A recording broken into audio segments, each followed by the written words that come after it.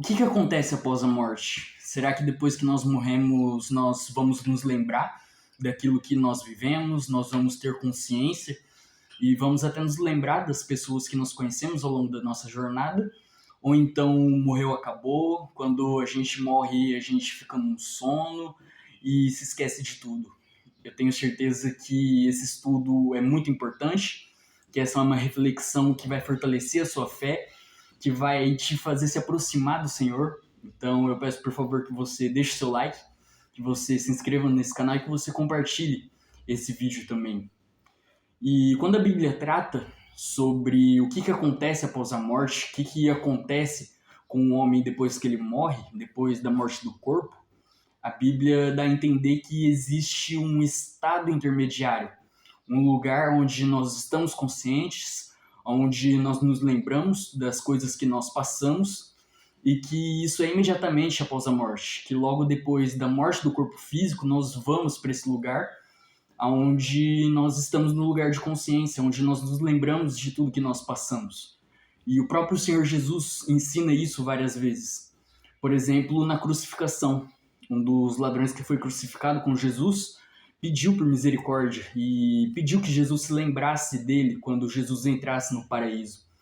E em Lucas 23:43, Jesus respondeu: "Eu lhe asseguro que hoje você estará comigo no paraíso." Jesus disse para aquele ladrão que naquele dia mesmo, logo que ele morresse, ele estaria no paraíso junto com Jesus, indicando que existe um estado de recompensa e de consciência, um paraíso logo após a morte. Jesus também vai ensinar, lá em Mateus 10:28, "Não tenham medo dos que querem matar o corpo, eles não podem tocar na alma. Temam somente a Deus, que pode destruir no inferno tanto a alma como o corpo", dando a entender ali que existe vida após a morte. Jesus está dizendo que aqueles que querem matar o corpo, eles não podem tocar na alma. Quer dizer, ainda que você morra, a sua alma ela continua intacta, a sua alma ela continua sendo a mesma. E você vai se lembrar das coisas que passaram na Terra, das coisas que aconteceram durante a sua vida. Você vai se lembrar das pessoas que você conheceu ao longo da sua jornada aqui no mundo.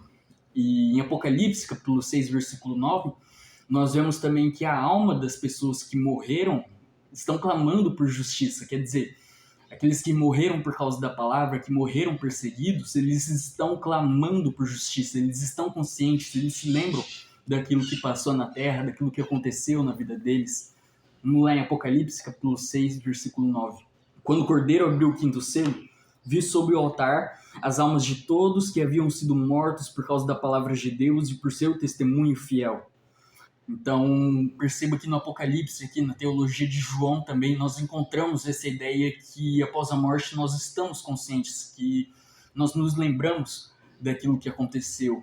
E o texto mais claro, e assim, um dos textos mais ricos da Bíblia, um texto que, mesmo que seja tão curto, nos traz tantos ensinamentos e responde tantas dúvidas que as pessoas hoje fazem o texto bíblico, é a história do rico e do Lázaro, a parábola, onde Jesus vai contar a história de um rico que morre e de um Lázaro que também morre, e o Lázaro é levado para o seio de Abraão, e lá ele se lembra das coisas que aconteceram, e o rico, ele também morre e é levado para o Hades, para o lugar de tormento. Vamos lá em Lucas, capítulo 16. "Por fim, o mendigo morreu, e anjos o levaram para junto de Abraão.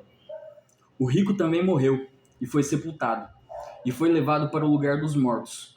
Ali, em tormento, ele viu Abraão de longe, com Lázaro ao seu lado." E Jesus ele continua essa parábola dizendo que o rico ele pede que Abraão envie Lázaro para que molhe a ponta do dedo em água e molhe a língua dele porque ele estava sofrendo, e Abraão vai responder que existe um abismo que separa esse lugar de tormento do seio de Abraão, ali onde Abraão e Lázaro estavam. E a história continua dizendo também que o rico ele pede que Abraão envie Lázaro para falar sobre a salvação, para que eles se arrependam, seus parentes, e eles não acabem no mesmo lugar que ele. E Abraão responde dizendo que eles já têm a lei e os profetas. Então, percebe como que é uma história muito rica, primeiramente porque está todo mundo consciente, todo mundo se lembra do que aconteceu, todo mundo tem liberdade ali. E nós vemos também que não existe purgatório, porque Abraão vai dizer que existe um abismo que separa o seio de Abraão do lugar de tormento, que não dá para passar de um lugar para o outro. Nós vemos também que não existe isso de consultar espíritos para receber salvação. Por exemplo, aquela história de 1 Samuel lá, onde Saul ele consulta o espírito de Samuel para ouvir a palavra do Senhor. De acordo com a parábola aqui, os mortos eles não têm essa capacidade, eles não têm essa permissão de anunciar a salvação, de anunciar as mensagens de Deus. E isso acaba com crenças católicas sobre o purgatório, acaba com crenças espíritas sobre as sessões espíritas em si, sobre consultar os mortos.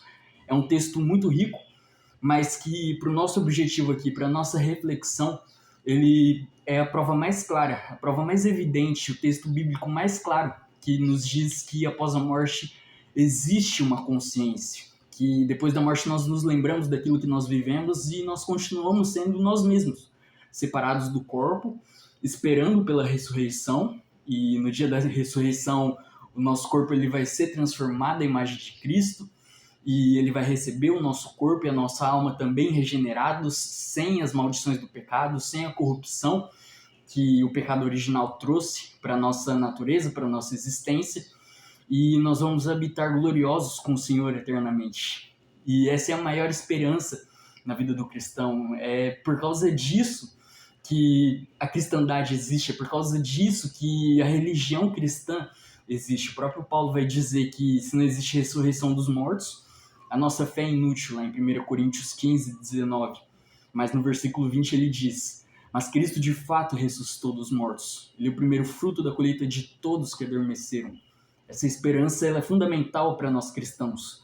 Então eu espero que você possa descansar no Senhor, que essa mensagem ela tenha confortado o seu coração, que ela tenha fortalecido a sua fé, que você possa realmente crer no Senhor e se aproximar dele com confiança, porque, como Paulo vai dizer, estar com Cristo é infinitamente melhor, que o viver é Cristo e o morrer é lucro, que a nossa expectativa esteja nas coisas do céu, que tudo que nós fizermos aqui, tudo que nós vivermos aqui, que o nosso trabalho, que os nossos estudos, eles sejam pautados, baseados e direcionados por essa esperança maravilhosa que o Senhor Jesus nos prometeu.